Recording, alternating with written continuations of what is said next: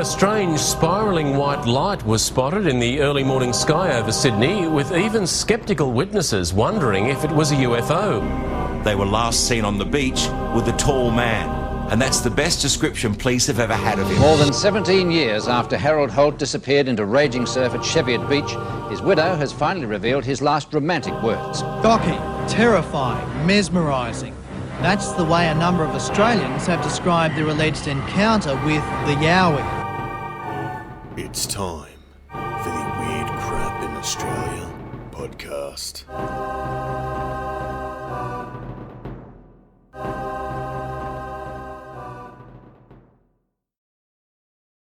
Welcome to the Weird Crap in Australia podcast. I'm your host, Matthew Soul, and joining me, as always, is the lovely Holly Hunt. G'day. Now, we're going to be talking about something a little bit more lighthearted. Well, at least initially, I thought it would be lighthearted. I thought it would be a little bit of a romp. Sadly, I was mistaken. What we're talking about today is what I thought was the end of a very cruel practice, but it still goes on to this day, and that is the Kickboxing Kangaroo. Now, kangaroos are naturally inclined to do a little bit of kickboxing, and Holly's going to take us through all of that in a second. But what we're talking about is strapping some boxing gloves onto a kangaroo's paws and having another human fight them. Holly, do you want to talk a little bit about what a kangaroo is for all our international listeners? It's a deer-faced rabbit that walks around on its hind legs. You've always said that, actually. Like, I will see, this is the thing about Australia. Kangaroos, incredibly plentiful. So my job most mornings finishes sometimes at midnight, sometimes 6 a.m., and I will have to drive home, of course, and I drive through our national capital, which is a city called Canberra. And Canberra has a massive population of kangaroos, a group of kangaroos. We call them a mob, and the mobs are so massive that they can actually stop you driving for a few minutes as they cross the road. They're like a herd of cattle. It's like a herd of cattle, except they're big, human-sized looking things on hind legs. So, Holly, kangaroos, what are they all about? Okay, well, like I said, if you imagine the head of a deer and you put it on a giant bunny rabbit, that would pretty much be a kangaroo, and then you staple on a long tail. Kangaroos are endemic to Australia. You're not going to find them anywhere else on Earth unless you go to a zoo. They come in 4 different species. Now, that depends on where they live. So you have the red kangaroo, which is the bigger one, the eastern grey, which naturally exists on the eastern half of Australia, and the western grey, who lives on the western side of Australia. There is also a little tiny one called an antilopine kangaroo. Those guys are halfway between the size of a wallaby and a kangaroo, but they're not actually a wallaroo, so that's why they're called antilopines. A wallaby. They're bound like antelopes. I love saying the word wallaby. Reminds me of Barnaby. Okay, so the word kangaroo comes from an Aboriginal word Kangaroo, which of course white man misspelt when they wrote down. So kangaroo, which was spelled with G-U-R-U instead of G-A-R-O-O, was actually first written down in 1770 by Sir Joseph Banks. Do you remember who he is, Matthew? Sir Joseph Banks. Yes. Have we mentioned him before on this podcast? No, but he's a big member of the Australian history. I thought you would have recognised the name. Let's just say that Matthew wasn't paying the most attention that he could have been in his history classes.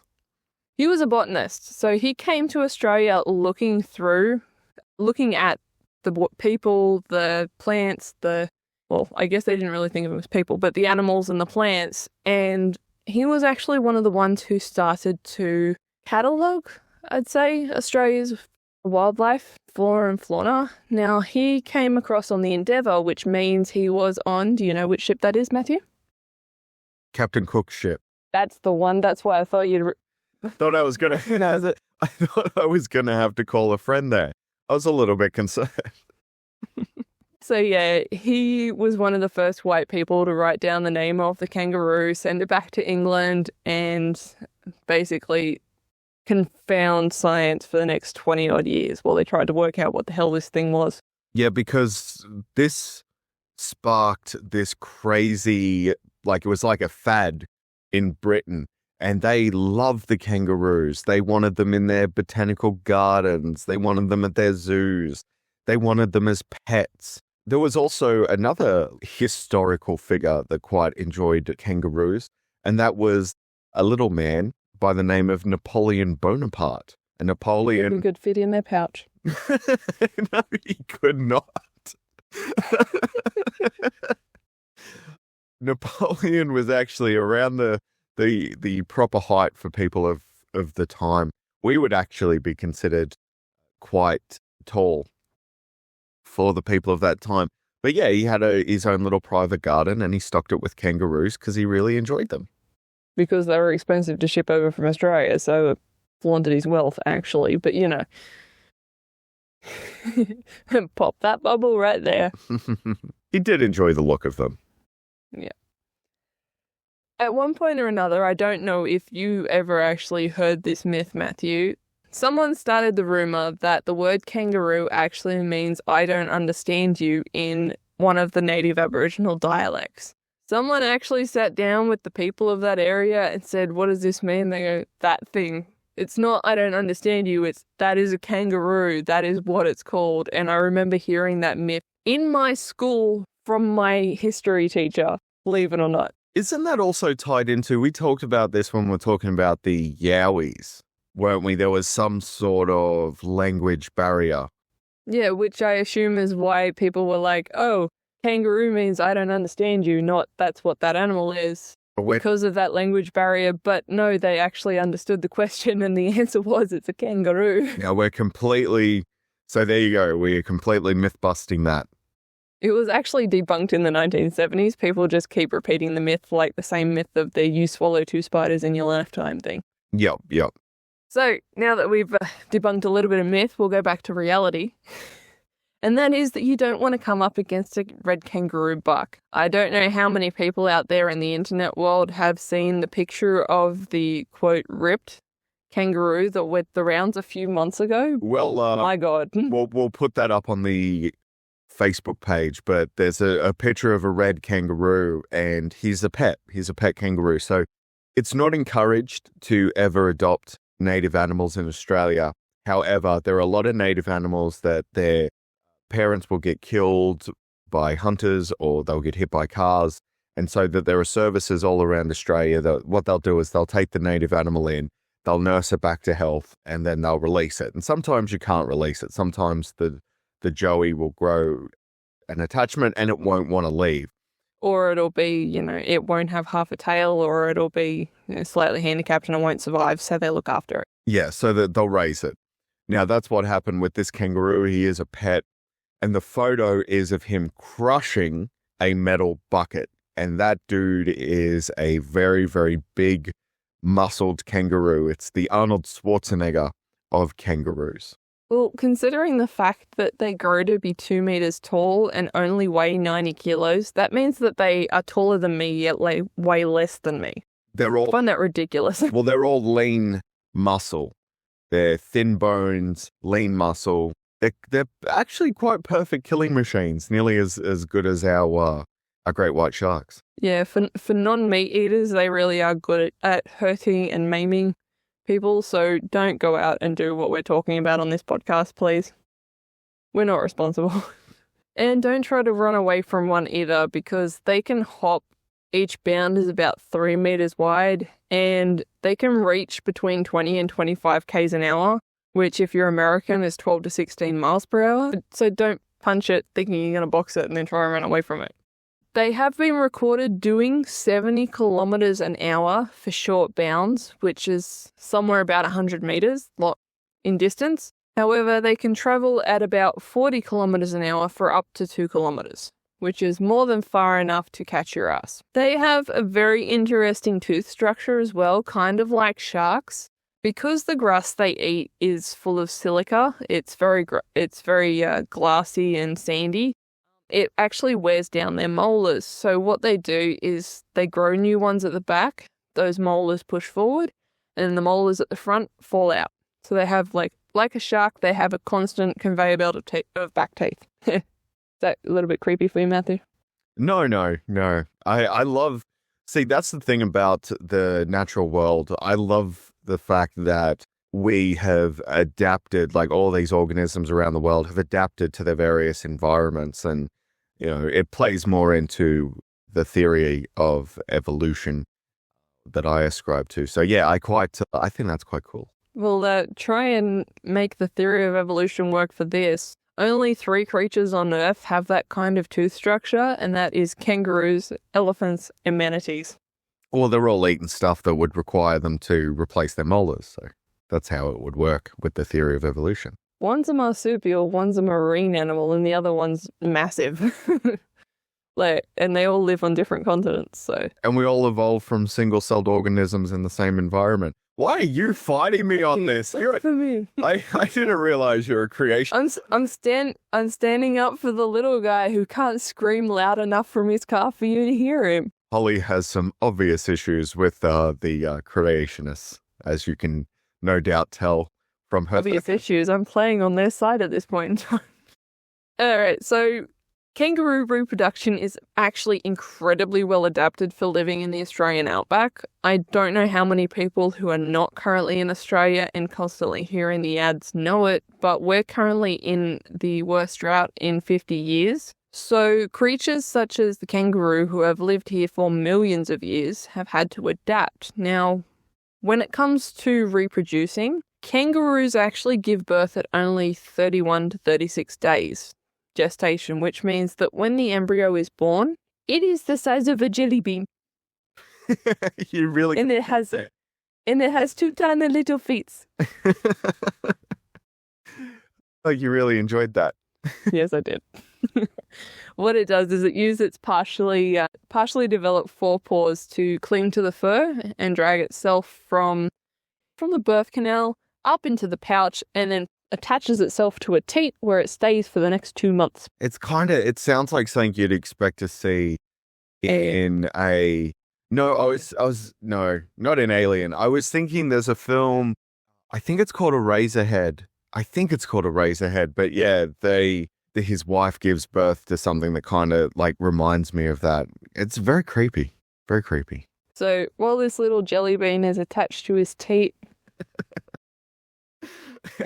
well, the jelly bean's sucking on the titty. He grows, he develops his fur, he develops his eyes, his back feet, his tail, everything that he actually needs to survive.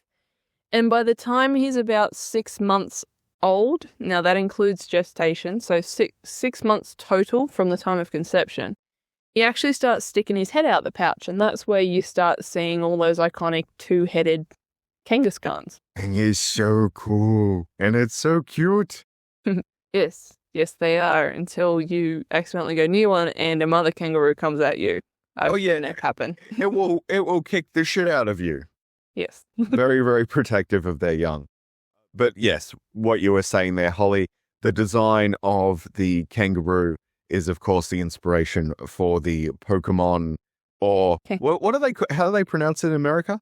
Pokemon? Pokemon.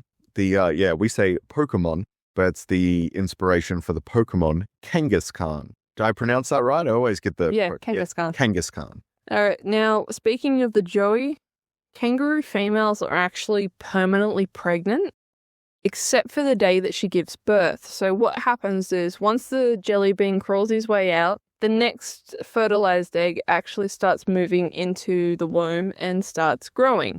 Now, her body is actually able to freeze the embryo's development until its sibling leaves the pouch permanently. By then, the little embryo grows and starts to cycle all over again. The mother can actually create 2 different types of milk out of her teats to feed the older sibling and the little tiny baby that's attached. So that's weird. Yeah, that's, again, they're very, very I mean, that's why they're essentially the apex animal in Australia. They have very, very few predators, except for humans and dingoes.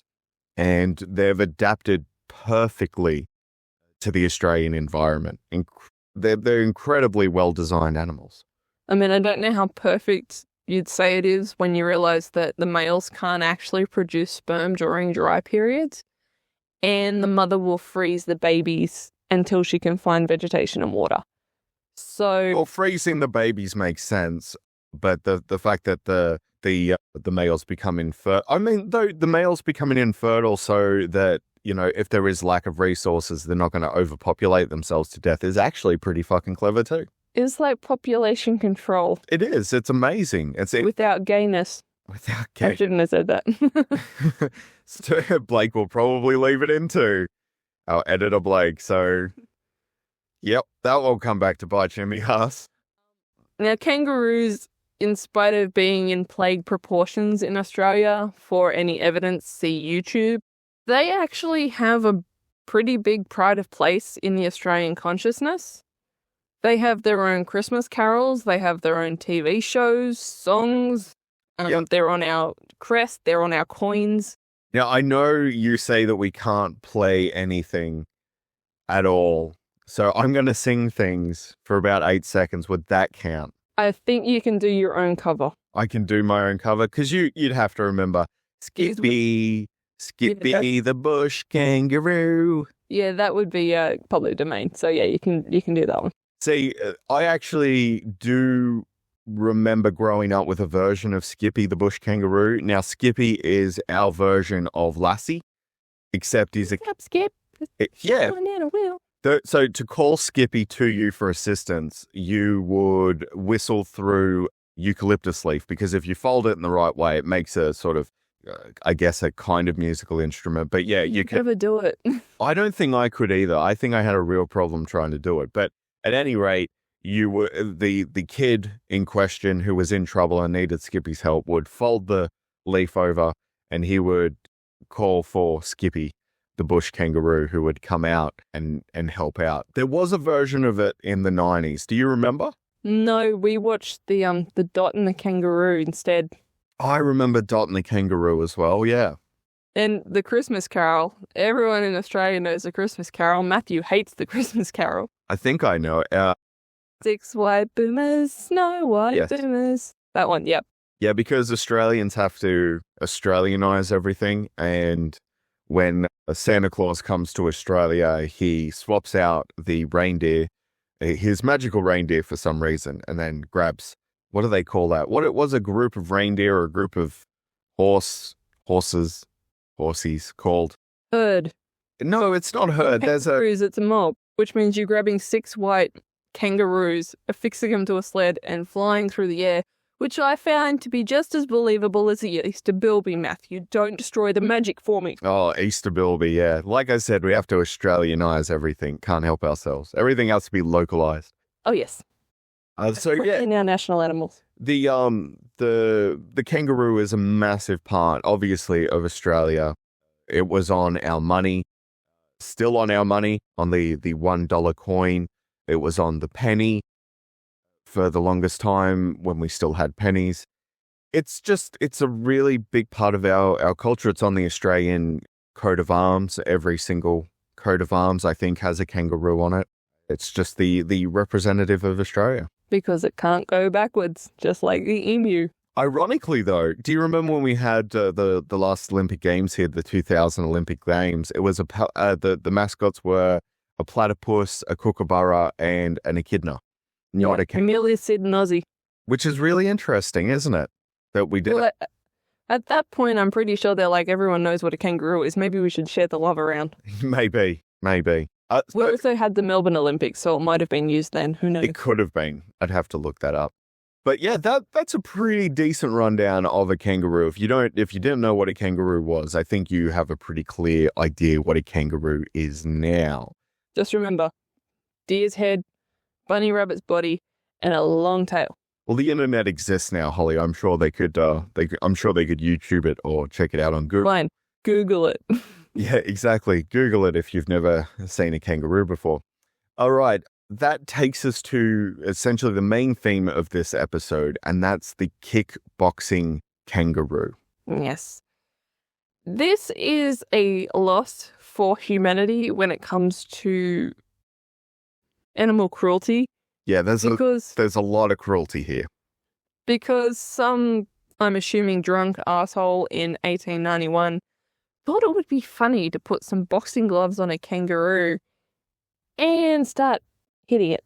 Well, my understanding from the research that I did 20 minutes ago, that it seems that the person who first decided to strap some gloves onto a kangaroo, he was a trainer, and the kangaroo had come out of its den, or whatever it was in the zoo. It had come out and had taken what the human mistook for a boxing pose.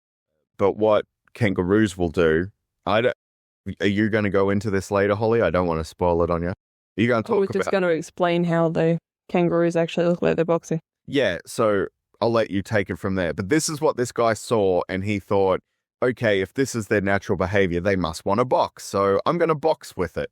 So basically, when male kangaroos fight for whatever reason, territory, females, water, food, all the reasons that men decide to go at each other, what they'll do is they'll take their tiny foreclaws and they'll grab the head or the neck or the shoulders of the opposing kangaroo. They'll lean back on the tail and they'll kick with their feet to try and disembowel them because they love people. So what the trainers actually saw was they only really saw or paid attention to grabbing the shoulders, which if you happen to watch boxing, you'll notice when they get really close, they tend to grab each other to try and hold off so they're outside of the swing range. Now, the trainers saw that and went, hey, they're boxing. Maybe they'll box me. I've had a few beers. Let's give this a shot. And that is exactly how kangaroo boxing versus humans began. It was as simple as that. Someone thought, I'll strap some boxing gloves to this kangaroo and I will go and fight it. I'll train it to box. Yep. Now, the first reports came in Australia the 20th and the 26th of March, 1891. 2 weeks later, on April 2nd, 1891, the US actually had reports of exactly the same thing happening. So 2 people within 2 weeks of each other had the same idea. In an era when talking to other people on the other side of an ocean would literally take months. This is what's called parallel thinking, and there are lots of examples of this throughout history. For example, Charles Darwin and his counterpart, they came up with evolution at roughly the same time, the theory of evolution. There were, I think, sorry, say that again? The pyramids and the Aztec pyramids. Yeah, they were built around the same times. There was also, well, the aliens did that. We all know. They weren't built around the same times. There was like 3,000 years between them. And the reason why they were built like that was because people want to reach the sky. Aliens helped build the pyramids. No. Yes. No. You know they did. I don't know why you fight everyone on this, Holly. Because I know the truth. I was there. I was the pyramid. You were the pyramid.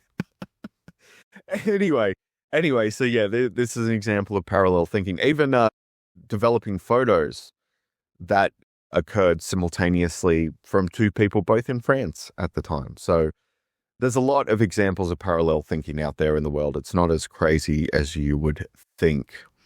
And they can be rather big distances. They don't have to be in the same country where it's likelihood that someone heard someone else talk.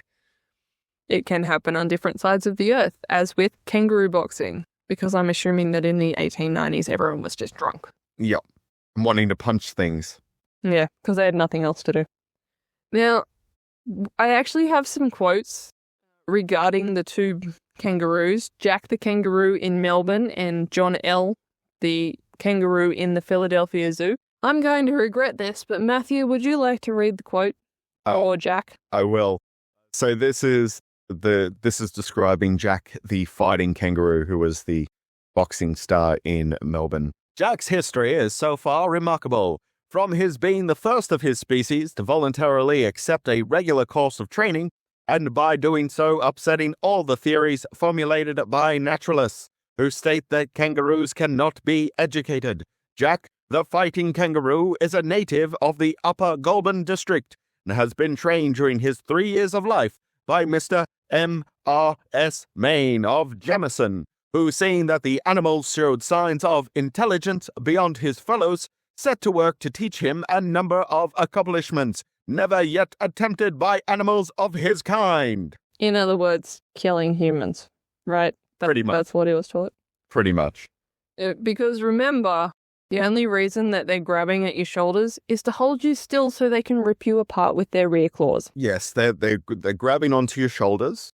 If you can imagine this, they're grabbing your shoulders. They're then leaning back onto their tail. Their tail forms sort of like an L shape. So they lean back, and then those two massive feet come up. And if you can think about the power that it takes for them to hop. Now imagine all of that power being driven into your stomach as these massive claws tear at your softest parts. And that's what's going on. Yeah, you have to remember that when I'm talking about a kangaroo's tail, I'm not talking about a dog's tail. I'm talking about what is essentially a third leg that is stronger than the other two combined. Yep. It's a pretty powerful piece of equipment. So not only is it kicking you, but it's pushing up off its tail. Yep. So it's gonna hurt. Matthew, would you like to read the one about John L. from Philly Zoo? Yeah, so this was the kangaroo John L. He was the US boxing kangaroo star. He was sparring with his trainer at the Philly Zoo. So this is what they said about him. This really clever trick was taught him by his keeper, to whom he is very much attached. One day while going in to clean the cage, the keeper noticed that John L., here throw morose, showed a decided inclination to play. He reared himself on his hind legs and put up his props just like a fighter. The keeper put his dukes up too and advanced on John L. But this first attempt was not enough for a starter, and the big kangaroo proved a willing pupil, so that in a short time he could do almost everything but deliver the knockout blow. He's lucky he didn't get disemboweled. Very lucky. So those are the two earliest fighting kangaroos that we've been able to find. They're the two earliest mentioned in any kind of report. So you've got the Australian and the US training, I say training very loosely, at the same time. However, in Madison Square Garden, in June of 1893, a third kangaroo made his debut to the, quote, sport, and his name was Big Frank. He faced an actual full-time boxer named Tom Tully, and by all accounts, the man lost. Really? Yeah, but he gave up because the kangaroo just kept kicking him, and it hurt. Well, that's what happens when you fight a kangaroo. You're gonna cop a foot to the stomach. That's really all there is to it. And the, as I said, quote, sport, made it onto the actual cinematic big screen in 1895 with a German, of all things, silent film, Das Boxing Kangaroo. Really? So I literally translated you the boxing. Better that. I think it would be Das Boxing Kangaroo. Except you sound like half Scottish and half what the hell. I know, actually. I fucked that up real good. Das Boxing Kangaroo is actually pretty close. Screw you. I have been watching a lot of Grimm and they speak a lot of old German. I know what I'm doing here. Fair enough. This little fact you've got here is one that blew my mind. I actually thought this was a joke because I'd seen it parodied before and I thought they were just making fun of Woody Allen, but Woody Allen, for some fucking reason, fought one on screen in the 1960s on a television event, the Europe's Big Top Circus Stars live from the Hyperdrome. For some fucking reason, Woody Allen is a rather pathetic individual in the first place, and this would not be outside of his wheelhouse to do something this stupid. Yeah, I think I saw a YouTube clip, but I wasn't really paying that much attention. I was trying to find out when that was, and apparently it was somewhere around 1965. You know, back when they were all so high on acid that they probably thought the kangaroo was a hallucination anyway. I'm very critical of previous times, aren't I, this week? Yeah, you are. You're not being kind to history, that's for sure. So I actually found a Disney animated short film where Mickey takes on a boxing kangaroo. Isn't it? It's called Mickey and His Kangaroo. Isn't No, it's literally just Mickey's Kangaroo. Oh, It's from 1935. So it predates Snow White by about 4 years. But yeah, it's 9 minutes long, and I showed Matthew some of it, and we both laughed at certain parts of it. It's quite fun. Well, we posted it up on the Facebook page. It's already there, so you can go and check that out. The Kickboxing Kangaroo is pretty fun. But it's also the permeation of this idea, because it is so ingrained in Australian culture and pop culture at that time, even to this day, really. But Disney wasn't the only one to animate a kickboxing kangaroo. There was also the Looney Tunes had their own version of the kickboxing kangaroo. I think, if I recall correctly, you would have seen it as well. It's the episode where Sylvester the cat, he comes... His name was Hippity Hopper. He was trying to fight a little mouse, and there was some other character in the cartoon, but... No, Matthew. The kangaroo was the mouse. The kangaroo looks like a mouse. It does. I watched it. Oh, you watched it. Okay, yeah.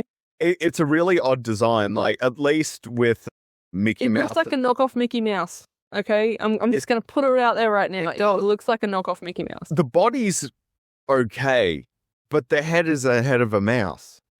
It's really bizarre that they decided to go with that, whereas, like, Mickey's kangaroo has a more of a flat face, and it makes sense. He has Mickey's face, but you kind of see the kangaroo because the body looks all right, whereas I'm not quite sure I like the Looney Tunes kangaroo. No, the Looney Tunes kangaroo is a weird design. It's a very odd design. You can check out both of those videos on YouTube as well, I'm sure. I recommend you do, actually, because they're nice, fun things to watch. They are fun. Now, kangaroos played a large part in the war. And I don't mean with boxing gloves. I mean the... No, you're very believing on the nose. What we did, we had an elite squadron known as the Boxing Number 5th, and we sent them out there. They were kangaroos. We gave them guns. We put boxing gloves on them, and they helped us defeat the Third Reich. So... Yeah, they personally smacked Adolf Hitler on the nose at least twice that we can... Wouldn't that have been awesome if, like... In my alternate history, Hitler thinks that because Australians fought in World War II, everyone did, but we were there too. We fought the Japanese and we fought the Germans. We have a very proud military history. Could you imagine if Hitler was like, these Australians, they're nothing, don't fear them, don't worry, just to prove to you how ineffective they are, I'm going to fight a kangaroo on this platform right now, and then the kangaroo beats the absolute shit out of him. I'm sure someone's written a book or a comic about that before. If they haven't drawn it, I'd love to see that. Someone out there should draw Hitler fighting a kangaroo and getting his ass kicked. That'd be funny. I'm going to step back in time a little bit to World War I, however. The 11th Battalion, who was actually stationed in Egypt, they actually hung around Gaza. They had a kangaroo as a mascot, and there is an actual photo, a really famous photo of I think they're kneeling down to feed the kangaroo with the pyramid in the background. Yep, I've seen that. Have you seen the photo? Yeah. That's why I'm trying to describe it. I've seen that photo, yeah. It's, you've got a bunch of Australian diggers, and in front of them is their pet kangaroo mascot, and then there are the big pyramids in the background. This was before countries had quarantine laws, by the way, where you could just grab whatever the fuck you like. That's going to actually play into an episode we're going to do later on about big cats that have been rumored to exist in the Australian bushlands, and we will talk about that. And one of the theories around that as well is that Australians brought big cat mascots back from the Asia Pacific theaters of war. So it's a little hint for things to come. But yeah, you could have these mascots and you could have them represent your unit. And yeah, it's quite a beautiful photo considering what was going on at the time. It's like it's perfectly framed and it's quite lovely. There's also a second photograph of a nurse holding the lead of a kangaroo outside an auxiliary hospital in Herefordshire in England. I don't know if you've seen that one, but that kangaroo is actually wearing a nice little harness and he's sitting there looking up at the nurse. So they were everywhere. Like, they weren't just plague proportions Australia, they were plague proportions world. Now, moving forward, they didn't take on Hitler, no, but they did play a part in World War II. Boxing kangaroos were actually stenciled on the sides of fighter aircraft stationed in Singapore that the Australian RAAF, Royal Australian Air Force, actually flew because they didn't want the Singapores thinking they were British planes, the British pilots getting in them and not realising. Yep. So obviously back in World War I, World War II, you would have artwork on your planes, and the Americans most famously have the bombshell girls. You see the pretty girls painted on the side of the planes. But we were like, fuck that. We're going to have Boxing kangaroos. We're going to have the most deadly animal in Australia, and we're going to paint it to the side of our planes and make them look really cool. That makes me think that the kangaroo's on the league of a honey badger, man. I don't know. Love to Honey tweet the badgers. No, honey badgers can take on a lion. I wouldn't like to even go anywhere near a honey badger. Those things. All the kangaroo would have to do is like lure them to a dam and then drown them. So like they can probably take on a lion as well. Yeah. Now, Matthew, I know you particularly like comics. So I'm going to assume that you want to introduce the next one. Yeah, so it's no secret that I love comic books. I have a life-size replica of the Batsuit from the Dark Knight film trilogy. I have an entire display cabinet filled with Terminators, Batman, Spider-Mans, Captain Americas, Predators, Aliens, you name it. I am a big fucking nerd. So that's why I brought this to you'd never heard of this, had you? I've heard of it. I didn't know much about it. You didn't know much about it. So all of the superheroes in the Justice League have an animal counterpart. Superman has Krypto the Superdog. Batman has Ace the Bat-Hound. Supergirl has Streaky the cat. I think she had a horse at one stage. Robin has Bat-Cow. That's a great run. He had Bat-Cow. You can look it up right now. It's Bat-Cow. Way to let the sidekick down, man. Robin saves this cow from like a genetic experiment. It was during Grant Morrison's run. And it's not an old thing either. It came out like last 5 years, but it was Bat-Cow. Anyway, it's Damian Wayne's pet. So at any rate, Wonder Woman also had her own animal mascot, and that mascot was Jumper, a kangaroo. And Jumper was a member of the Sky Kangas, an alien species that came to Themyscira in pre-crisis times. They were big enough to ride, so the Amazons did. And they were part of the Super Friends storyline, which started in 1942. And again, if you have a look at Grant Morrison's run on, I think it's Wonder Woman 1, he brings the kangaroos back. So you see, I have it on, I'll have to show you, Holly, it's on one of my tablets, but it's got the Amazonians riding the kangaroos as they patrol Themyscira. Do you think the movies would ever do it? I think they'd get in trouble for saddling up a kangaroo. No, like you could do some like CGI kangaroos in there.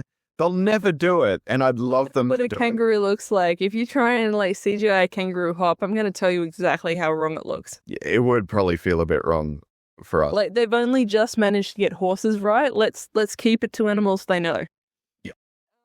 Now, Wonder Woman actually mentioned having him. I remember seeing it was just one page when I was reading through. And she mentioned him, and Batman turns to her and goes, "You had a kangaroo?" She goes, "I don't like talking about it."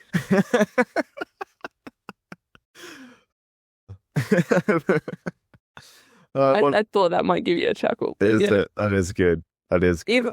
Even the Wonder Woman writers know that it was so outlandish that even Wonder Woman wouldn't want to talk about him. Yeah. Now we have one more instance of the boxing kangaroo in Australia's, let's say, mental sphere. What would you call it? Pop culture sphere is what I usually refer to it as. Are you skipping Kanga from Winnie the Pooh? I mean, everyone knows about Kanga. No. Okay, Holly has a pathological hatred of Winnie the Pooh for reasons that I'm not going to go into. I'm sorry, Emil. All right.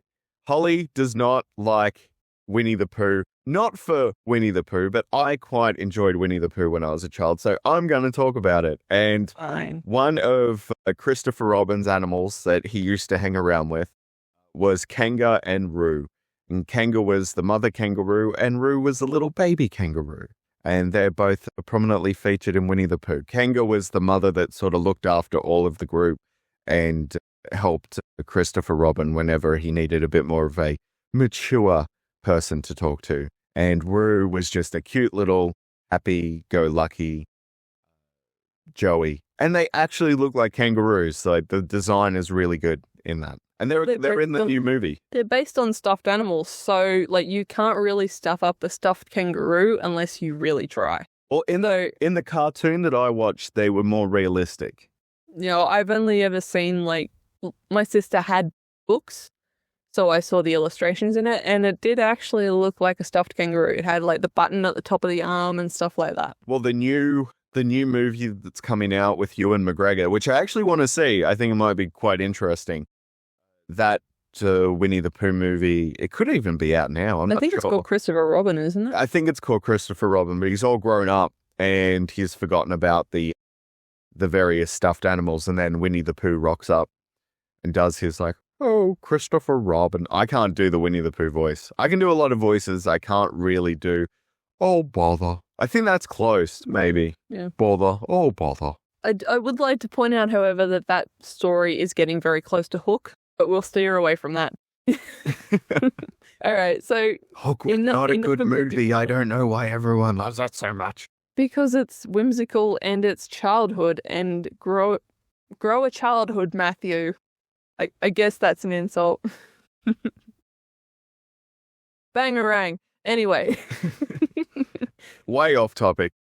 Yeah, way off topic. We'll steer back to our boxing kangaroos. Yeah. And that is something that most people who have watched any form of the Olympics will have seen some point in the last 30 years. And that is our boxing kangaroo flag. But we get in trouble for this, don't we? We did. But let me give you the history of the flag. Yeah. So the boxing kangaroo flag itself was originally first flown from the Australia 2 yacht in the 1983 America's Cup. And the yacht won. Now, the owner of that yacht, who was Alan Bond, he had actually trademarked that flag. He mass-produced it, he sold it, he put it everywhere he could. And the Australian Olympic Committee turned around about 5 years later and said, you know what, everyone loves that design, we want it, we'll pay you for it. So it's now an actual trademark of the Australian Olympic Committee that they mass-produce and license everywhere. Now, in Sochi? it would have been Sochi, yeah. The Australian Winter Olympic team hung a 2-story copy of the boxing kangaroo flag off their balcony, and the World Olympic Committee went off their nut because they decided that it was a trademarked thing and therefore it could not be displayed because it would be a detriment to the sponsors of the Sochi Olympics who had actually paid to have their logos thrown around everywhere. And it was at the point where even like the Americans and the Russians and the Chinese and all the other athletes were turning around saying, no, fucking let them keep it. It took them most of the Olympics to turn around and say, actually, no, you can have it because it's an Australian Olympic Committee trademark and they're not actually making any money out of it. Yep. For people who aren't aware, the Olympics is one of the biggest scams that has ever been created. Like second only to the FIFA World Cup. Yeah. Oh, FIFA World Cup. Quiet. Woo. We have a kangaroo as our soccer. Oh no, is it a wallaby or is it a kangaroo? There's the Wallabies. There's the Kangaroo Rugby Football League. I think it's the Australian Rugby League team is the Kangaroos. There's the Wallabies. There's the Waratahs. Like, we love our Australian icons for our teams, but our Australian Rugby League football team is absolutely the Kangaroos. Yep. So yeah, the Olympics is designed as a way to make a ton of money really quickly. When the Olympic Committee comes in to start looking at a city to host the Olympics, they are lavished with gifts and all sorts of things, hookers and cocaine. And then after they've been wined and dined and pampered, they also get a ton of kickbacks from companies like Coca-Cola and McDonald's, which have been the two major sponsors of the Olympic Games for the longest time.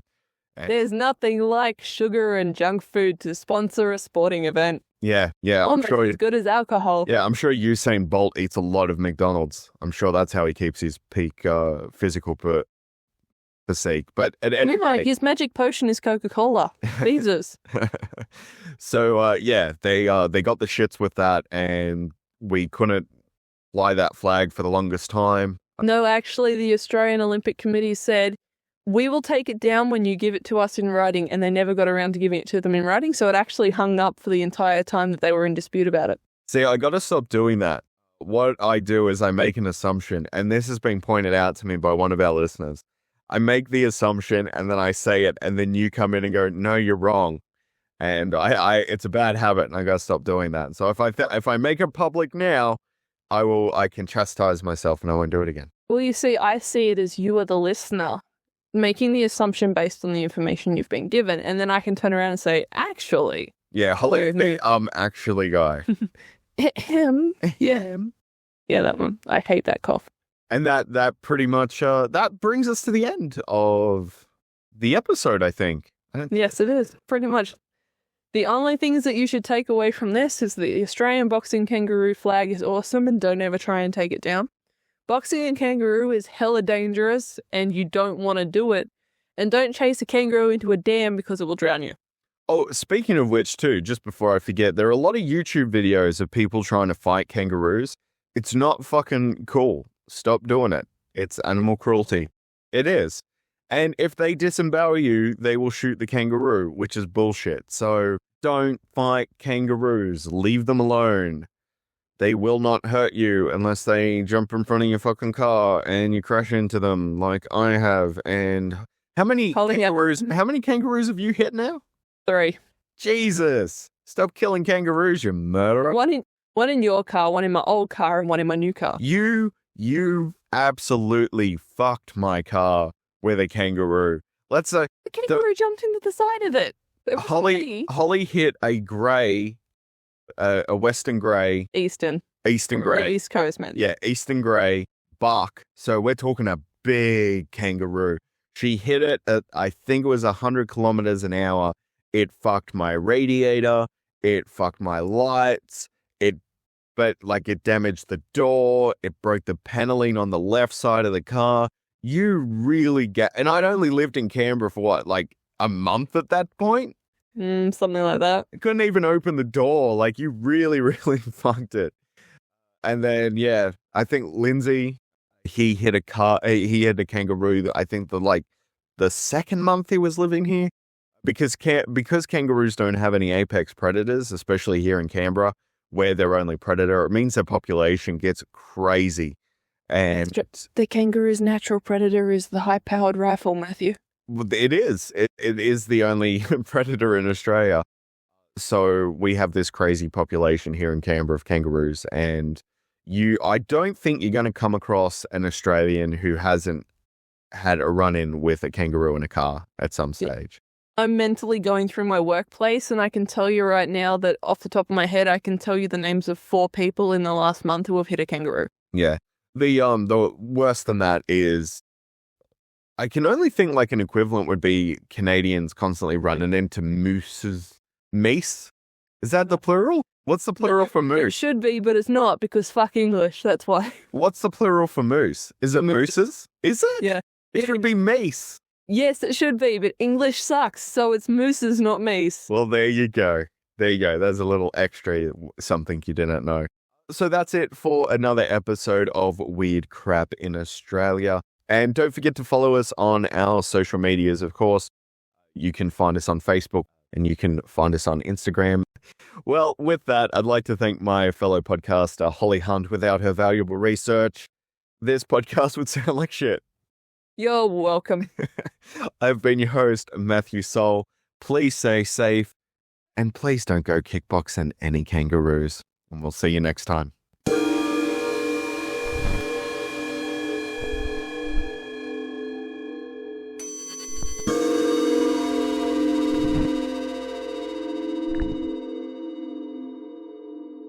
The Weird Crap in Australia podcast is produced by Holly and Matthew Soul for The Modern Meltdown. If you've enjoyed this podcast, please rate and review on your favourite podcatching app.